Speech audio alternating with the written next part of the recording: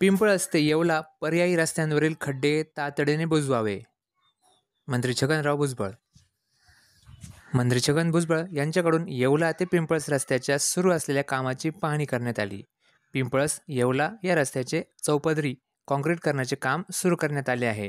या रस्त्यावर ज्या ठिकाणी काम सुरू आहे तेथून वाहनांची ये-जा करण्यासाठी जो पर्यायी रस्ता उपलब्ध करून देण्यात आला आहे, त्या रस्त्यावरील खड्डे तातडीने बुजवण्यात येऊन वाहतूक सुरळीत करावी, अशा सूचना राज्याचे अन्न, नागरी पुरवठा व ग्राहक संरक्षण मंत्री छगन भुजबळ यांनी संबंधित अधिकाऱ्यांना दिल्या. मंत्री छगन भुजबळ यांच्या विशेष प्रयत्नातून 560 कोटी रुपये निधी पिंपळस ते येवला चौपदरी रस्त्याचे काँक्रीटीकरण सुरू असून मंत्री छगन भुजबळ यांनी या परिसरात कामाची आज निफाड परिसरात पाहणी केली.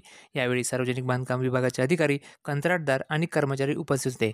कांदानगरी न्यूजसाठी आसिफ पठाणसह ऋषिकेश जोशी.